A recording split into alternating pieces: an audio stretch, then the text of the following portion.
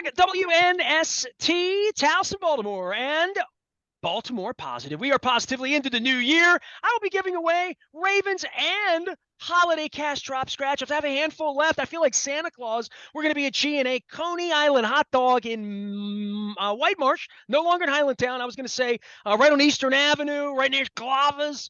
No. Andy went out to the county last year. We tried to put together a little crab cake tour back in the summer. It didn't work out. Things will be much calmer next Thursday. I'm calling it a hot dog and crab cake tour presented by our friends at Goodwill, as well as our friends at Window Nation, 866-90 Nation. I would wear the funny bucket hat, but Mike Rosenfeld would laugh at me, and I would get my feelings hurt on the internet. Happy New Year to you, man. How are things? How's our web traffic? My Google doctor wants to know. Oh, it's all good. I think continuing to trend up, working hard. So keep up the good work. Well, I'm trying. Been a weird start to the year, right? I mean, like we're into this in the middle of the week. We still, and by the time we listen, we'll know what time the Ravens play and what the outcome of Bills and Bengals. But I mean, you and I get together, we talk sports, we talk tech, we talk business. You're a CEO, you're my chief digital officer here, making my website zing and sing and making it even better than it's ever been the last 4 months. And then we cover football, and I'm locked out, and blah, blah, blah, blah. We had a flight to Cincinnati this week.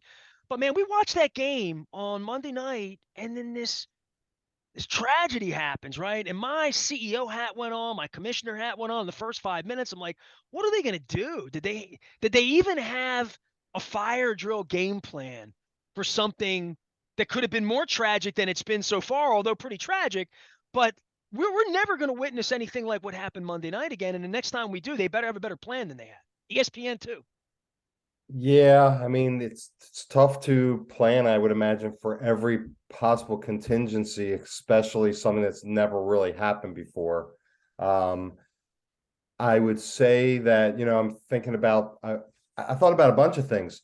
I thought about the Super Bowl that I'm sure both you and I were at in New Orleans when the power goes out, and having to fill time when like something unprecedented happened, and that's when true professionals rise up.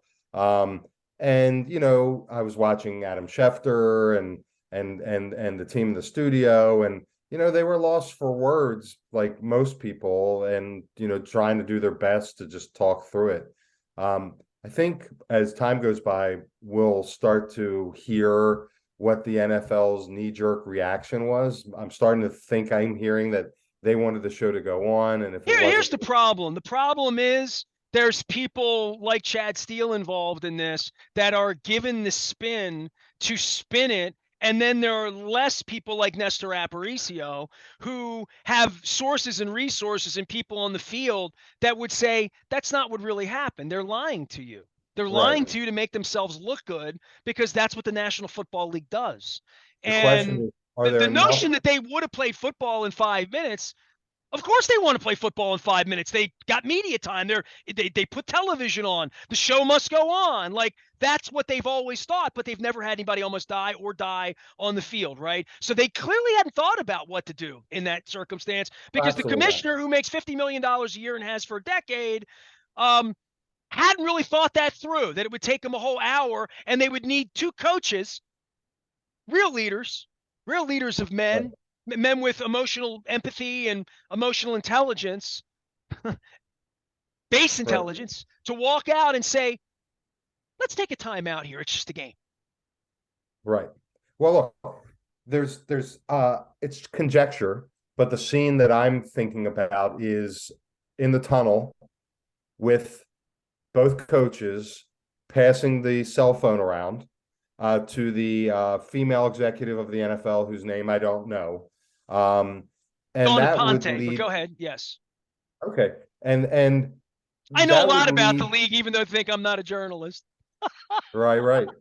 That would lead me to believe that they were asking for the temperature from both coaches of their appetite to continue, rather than telling them this is what's going to be. You don't ask for input, or you don't put them on the phone if you've made a decision that this is what we're going to do.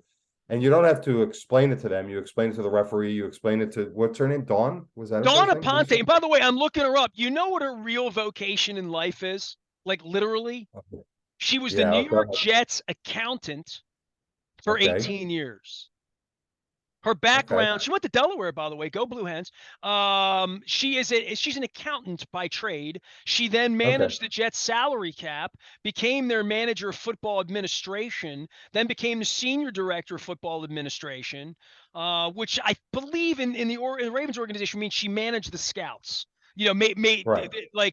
made their travel schedule, their budgets, probably all of that, right?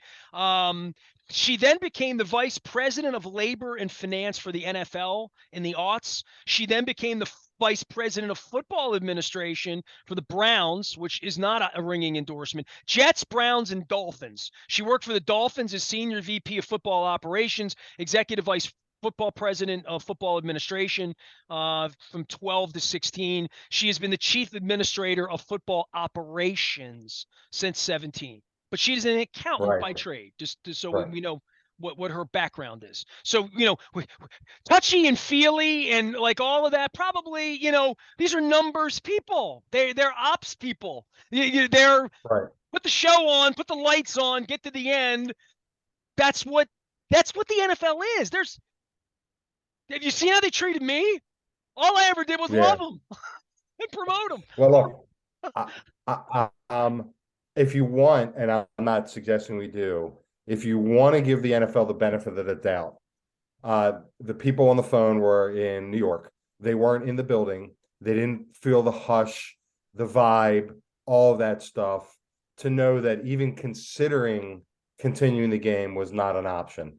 That's if you're giving them the benefit of the doubt. If you're like most people, you're like, they're heartless. It's all about money, and the show had to go on, despite the tragedy that See, if was I'm that. in with Goodell, I would say to him, "Did you see the effing ambulance? Did you Right, see the players? It's over, dude. It's right, 9:24 p.m. It's over. Send the people home. We're not playing football in an hour or half an hour. Send the people home. We'll come up with another option. You're going on television. It's 9:24. Be ready to go on at 9:40 to address the fans. Get them right, as much information as you can get over the next 16 minutes and front face your little camera in your $50 billion Greenwich house up in Connecticut and put your cocoa and get your slippers that you had at the draft and front face like the president of the United States. You make $50 million a year more than Joe Biden does. So why front face the people on the network? You come on. Don't have Adam Schefter and Booger McFarlane. And I mean, they'll go to Van Pelt in an hour, but come on and make an address and just say, we've had a tragedy. This is obviously unprecedented. We're suspending everything right now. I will be back in an hour with Scott Van Pelt, and I'll be with Rich Eisen on NFL Network in an hour. We'll have more information. This is moment to moment. I'm the commissioner. I'm front facing on this. Not I'm on the cell phone with Donna Ponte. I mean, why they didn't take that inside and lock a room with 4 executives, 2 owners, and let Adam Schefter dance for another 8 minutes. I mean, they'll be studying this for a long time. Media yeah, will yeah, they'll be studying Lisa Salter's work and Ryan Clark's work and Scott Van for a long time. right. It's a real Dan Um, Rather moment, as they would say, right? That's what I'm saying. The people rise up in the moment. Some choke and some rise up, and those who rise up become like their their work, which is memorialized, becomes iconic. And I guess it become iconic too if you choke. I will tell you that I was texting with my 2 sons while this was going on, trying to predict what was going to happen and what the next steps are. And like many people, I played armchair commissioner about what I would do moving forward. I'm sure it's ridiculous, but the first thing I said is happening, which is the game isn't being played, and next week they're going to play the week 19 schedule. Then the question becomes, well, what happens after that? Um, and is there a scenario, which I can't imagine that there is, that there's a combination of wins and losses that makes that game and seeding not relevant. So Well, let's it was a stakeholder for the bye, right? Like right, Buffalo, in order to earn the bye, needed to beat Cincinnati. Now we're on to the football field. I have not talked about this at all, by the way. I haven't really yeah, thought about it a lot. I guess in the aftermath on Tuesday, the league didn't want anybody to think about it, and then it would be. I mean, the Ravens didn't even know what time they're playing, right? right, So there will be a plan at some point, but from a football aspect, it'd be one thing if the Chiefs were the 1 seed right now and all they had to do was win Saturday and boom, they're in and they make this easy and whoever the 2 or the 3 is, they fight that out, they flip a coin, whatever they need to do. This wasn't that, right? right, Because of where Buffalo sat and where Cincinnati sits, the game has schedule relevance. Like aside from life yeah, and death, schedule relevance. Yes. right. But I'm wondering, like, let's just say the Ravens somehow beat Cincinnati, Buffalo wins their next game. The outcome of the game between the two of them may not have a difference in the seeding. So therefore, does it need to be played? Is the scenario. If it does need to be played, I can foresee a scenario where instead of having the 2 week break between the last playoff game and the Super Bowl, and there was a couple of years there where they canceled that 2 weeks and it was just a 1 week break, that they just push everything back. He did that at That's the the only, Atlanta Super Bowl was done that way. It was a 1 week back 22 years ago. They hated it. They yeah, I'm didn't like sure. it. Yeah. Yeah, sure. These aren't perfect scenarios, but one scenario is if that game matters, you play it after week 19. That's the only game that's played. Then you push back the playoffs and you cut the week to 2 weeks between the Super Bowl and the last playoffs to 1 week. So you keep the Super Bowl where it's currently scheduled because I know they're not going to move that. But that was my prediction. But who am I? I'm just a chief digital officer. What do I know? Well, we are fans and we do love the game and we love the game. And then one of these tragedies happens. And, Yeah. I've told the story here all week about being on the air when Dale Earnhardt went into the wall. I was on a nationally syndicated show at that time. I mean, I remember seeing John Ogden carted off in Atlanta many years ago. Ray Lewis was medevaced out back in the 90s. A lot of people don't realize he took a really nasty hit. A guy named Kenyon Cotton on the practice field got a stinger. Mm-hmm. That was breaking news before there was an internet, all of that.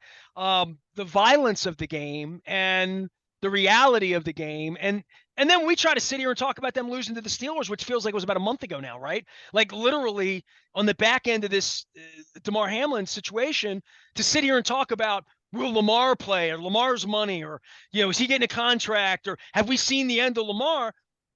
It feels like you couldn't talk about that for a day or two for sure. Right. Well, now we have to. They're going to play football Sunday. They're going to play or football or Saturday. or be branded insensitive. Look, for them to can't. I don't is. I mean, is this other than lightning strikes and weather and pushing a game back because of natural disaster or hurricane? But Do you remember when they had the uh, fires and they had to move the game? The Chargers had to play in Arizona because San Diego was under smoke. You remember that? right. Well, yeah, or just We Buffalo had a had two president major that said if you storms. rake the leaves, that wouldn't happen. I I just wanted remember. to point that out. I just want to point that out just to give you a little smile this I, morning. That's your re- I New Year's comedy. and I feel it, but yeah, this is just unusual stuff, and I did find myself taking a moment to think about this young, he's 1 year younger than my youngest son.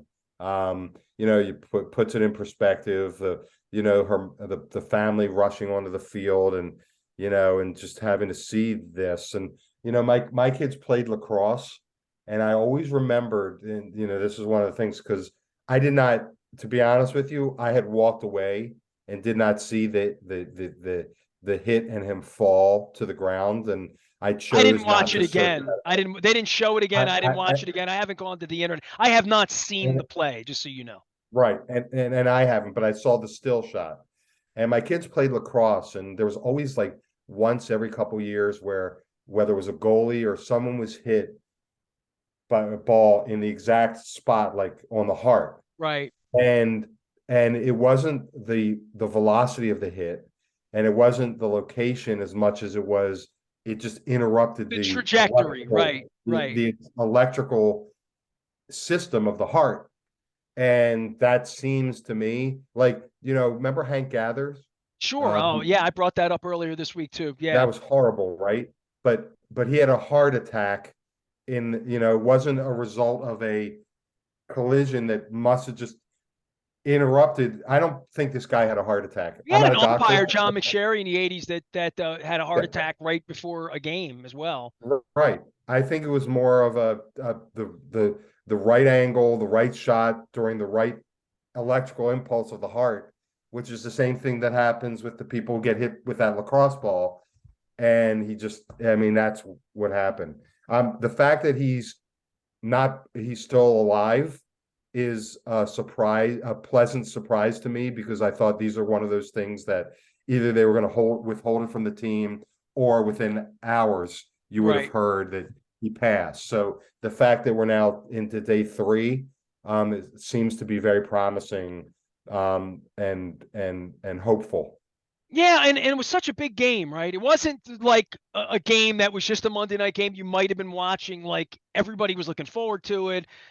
Such energy around the game. I mean, the fact that it was an appointment kind of game as well. I think for all of us, everyone sort of saw it and will have a memory of that night in a way that makes us all, appreciate what these guys do to get their money, and Lamar Jackson and injuries and getting on the field and how hard it is to be healthy in the game itself. And then it comes back to the Ravens trying to be a playoff team here. They're going to be in the playoffs next week. I don't know what that means. I've never felt less energy around the playoff team. And then there's the whole drama with Lamar Jackson on the field, off the field, contract. Is he healthy? They thought he'd be back 2 weeks ago. Uh, it doesn't have good feels from the Ravens fan perspective. No, and I'm one of them. I mean, look, um, I don't hate anyone. Um, the Bengals are in our division, but and I think I'm a half full guy, but I feel like the Bengals are at a different level than we are, if I'm being honest.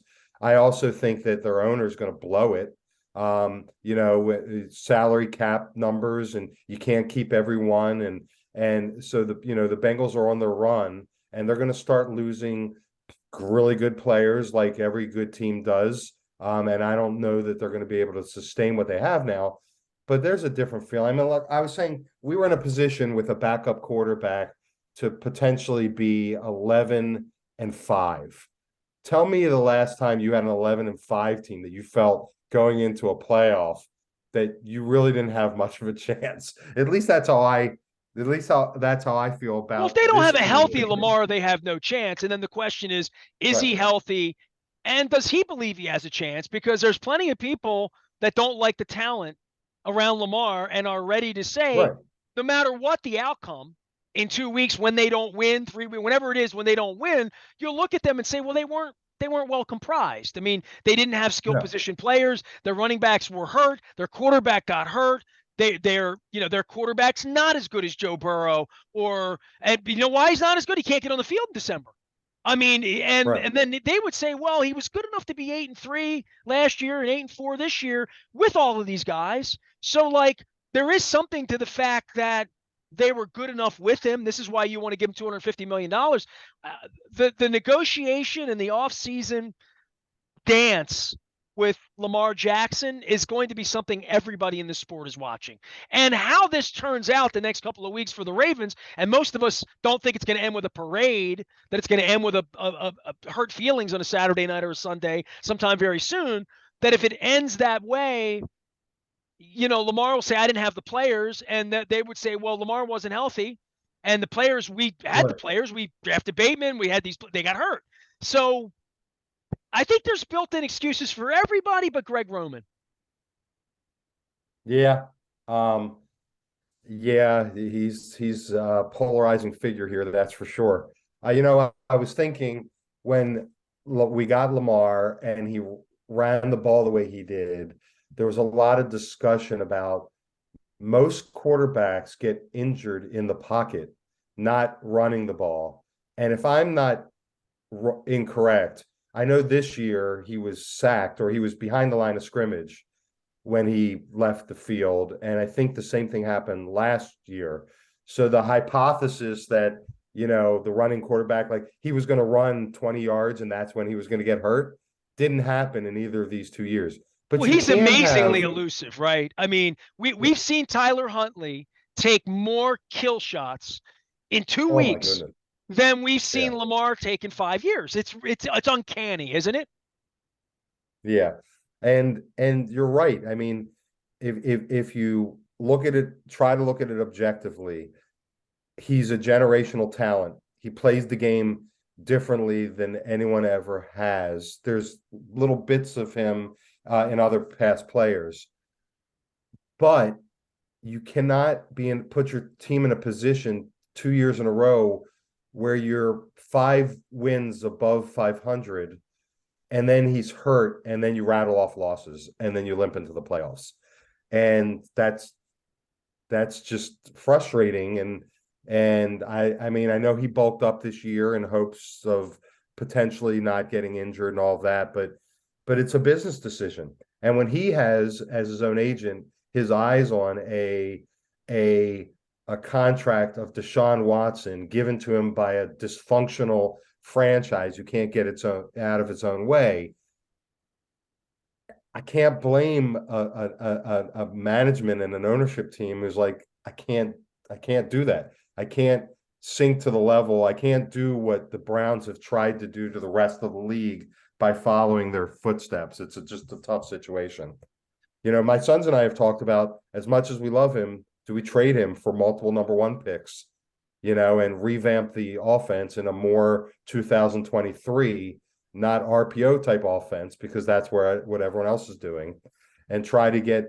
And I said, the two Super Bowls we had game manager quarterbacks, and we had really strong defenses. So these are the debates that I know everyone's having at every local bar in At the Baltimore. end of the bar. At the end of the bar. Mike Rosenfeld's at the end of the bar. He's at the end of my bar here as our chief digital officer at WNST and BaltimorePositive.com. You can find him out at Web Connection as an outsourced chief digital officer.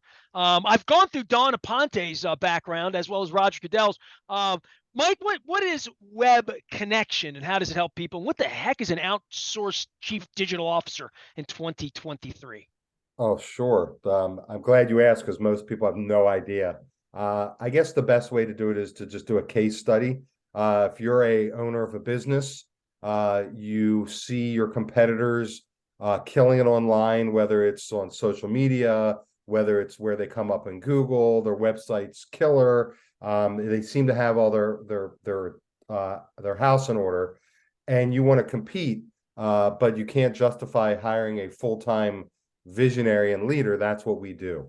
So we basically work with small to mid-sized businesses who want to compete at a high level online, but don't have internally the leadership. They may have a well-intentioned VP of marketing, but it's unfair to ask a VP of marketing to understand all of the intricacies that are associated with digital strategies and digital marketing. So we come in, we learn the business, we create a plan, and we execute against the plan, but we do it on a fractional basis that's affordable for most small to mid-sized businesses.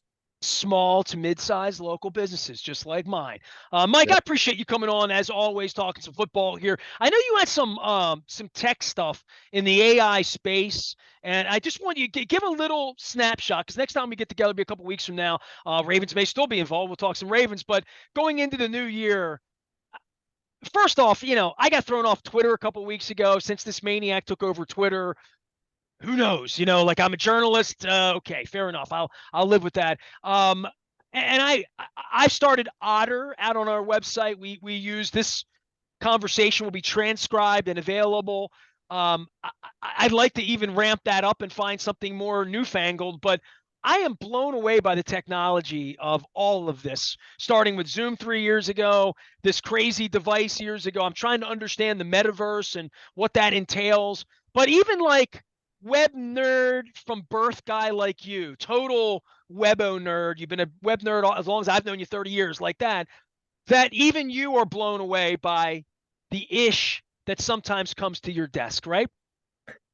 Yeah, I mean, it's some of it, and we've talked about this. You in the beginning, you're like, this is the coolest thing ever, and this is going to positively change the world, and then you Like I find thought the out, CD. Yeah.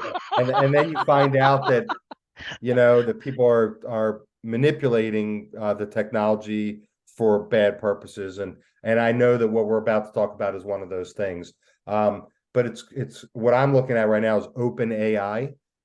It is a artificial intelligence uh, bot app that allows you to put in commands and it will give you output. And the example that I heard initially is write 2,000 word essay form in that a 11th grader may write about Little Women. Enter. And as soon as you put enter, you You start to got a see term paper. a term paper, right? And then you can I just resist change when I was at UV. right, for sure, right?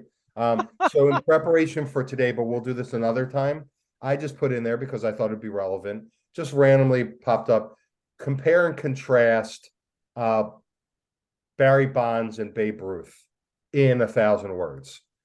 And you hit enter, and literally after you hit enter, you see it writing, and it takes maybe 10 seconds to finish. And then you got this item. So it can be used for blogs. One of the biggest problems my clients have is coming up with content. So you can actually I ask have it. that problem too. I'm terrible Yeah, with content. Can you help it's me? tough. It's tough. And I'm in the business and I'm like the cobbler's kids. I mean, I take care of all my clients, but I don't write content from my own company as often as I should. Now, of course, it's not your own stuff, but you can do that. And then what I did is and we'll do this the next time, and for those people who actually view this on your YouTube channel, I'll share my screen. But after I did the Barry Bonds contrast or comparison with Babe Ruth, I then added to the end of it in the form of a nursery rhyme, and I hit enter, and then all of a sudden it did, Babe Hickory Ruth. dickory dock, Yeah, exactly. Bonds and Ruth. Yeah, like Yeah, okay, I got you. I like it. so it's just crazy. You And like you've that heard because all you this. listen to Andrew Dice Clay. You got that's That's fine. right. Some people got that. I was wondering where you were going to stop, but Oh, yeah, that's right. Mark Cuban, some people much smarter than me are talking about this and how scary they're using the word scary. Um, so you have to put it as cool as it sounds, you have to think about, okay, no offense to everyone from Russia, but Russian people in Russia using this tool for to create misinformation, and to just how they're going to leverage this, tie it into social media. It's going to happen. For every good thing that these things are well intended, there's people who use it for bad. The people well, back in behind. 2016, the stuff I was seeing shared on my social media threads that was obviously written by Eastern Europeans in its Right. cadence, in its word, in its terminology, that were on these conservative patriot flying a flag that was getting shared throughout my family. Oh my, Right. like it was gross. And It was so and obviously a scam that people. Yeah. imagine paste copying and pasting. Let's just do it the reverse if we wanted to mess with Russia. A perfect English, exactly what you wanted to say, and then you tell this chatbot to convert it to Russian in the form of casual speaking. Okay, and it will take what you've done and it'll convert it in a way that doesn't sound like jumbled like you just talked about, because the bot has been programmed over time and time again what conversational Russian is like, and it doesn't give you that choppiness. So just scary stuff. Of course, I'm using it for nursery rhymes of Babe Ruth and whatchamacallit, because that's how my brain works. But we'll keep an eye on it. So we'll talk about that next time.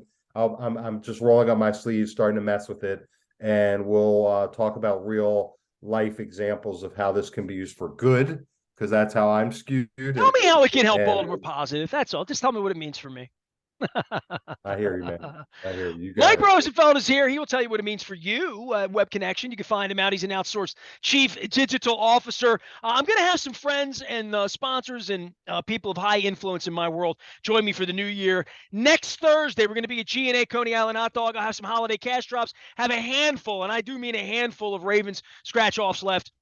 We're going to be there from 1 to 4 next Thursday. I'll make sure I get the date right on that because I haven't read the ad right. Thursday, the 12th of that would be a pre-playoff weekend. So on Thursday from 1 to 4, we'll be at G&A Coney Island Hot Dog and White Marsh with my buddy Andy. It's all brought to you by our friends at Win Donation as well as the Maryland Lottery and Goodwill. I am Nestor. If you need Mike, you can find him out at Web Connection. You can find him out at the front of BaltimorePositive.com as well, where I bring everyone together under the umbrella of these wise conversations. It is a football week. I am Nestor. We are WNST, AM 1570 Towson, Baltimore, and we never stop talking Baltimore positive.